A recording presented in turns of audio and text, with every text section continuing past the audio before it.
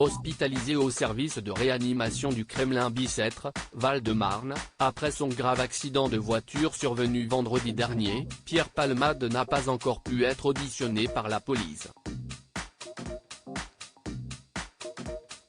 Il est pour rappel exposé à des poursuites pour homicide et blessures involontaires par conducteur sous l'emprise de stupéfiants, les analyses toxicologiques ayant révélé la prise de cocaïne au moment des faits. Ce mardi 14 février, comme l'a révélé Le Parisien, l'équipe médicale qui a pris en charge l'humoriste doit procéder à un nouvel examen de son célèbre patient. Le but étant de donner son accord pour une audition, sous le régime de la garde à vue, de l'artiste par les policiers de Melun. Sauf aggravation de son état de santé, il devrait être entendu dès mardi soir ou mercredi.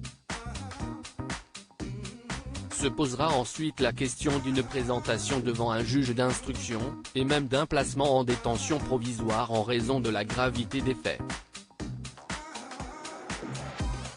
Il pourrait encourir jusqu'à 10 ans de prison. Rien qui ne témoigne d'un trafic. À noter qu'en parallèle, les policiers recherchent activement les deux individus qui étaient présents dans le véhicule de l'humoriste au moment de l'accident et qui ont pris la fuite. Un comportement irresponsable passible de poursuite pour non-assistance à personne en danger. Le ministère de l'Intérieur a notamment appelé les deux fuyards à se rendre lundi. Leur identité pourrait notamment être révélée grâce à l'exploitation du téléphone de Pierre Palmade, qui avait été saisi dimanche lors d'une perquisition menée dans sa maison de Célie-en-Bière, Seine-et-Marne, par les gendarmes de la brigade de recherche de Fontainebleau. Ces enquêteurs avaient été saisis par le parquet de Melun dans le cadre d'une seconde enquête ouverte pour infraction à la législation sur les stupéfiants. Une procédure parallèle visant à éclaircir la détention et l'usage de stupéfiants de l'humoriste, ainsi que ses liens avec d'éventuels fournisseurs de drogue. Ce qui a notamment permis à la justice d'opérer une perquisition chez lui.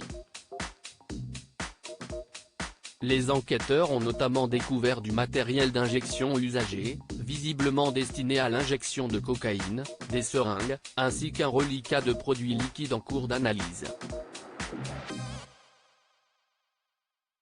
Mais aucune trace de stupéfiants purs. À la grande surprise des policiers et gendarmes, on a des traces de produits, rien qui ne témoigne d'un trafic.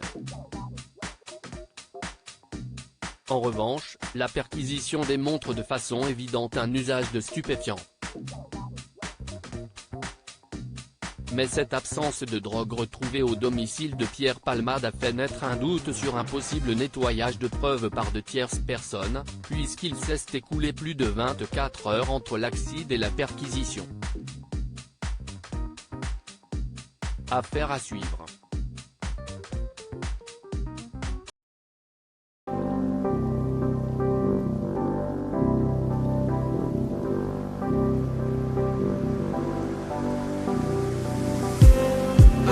Just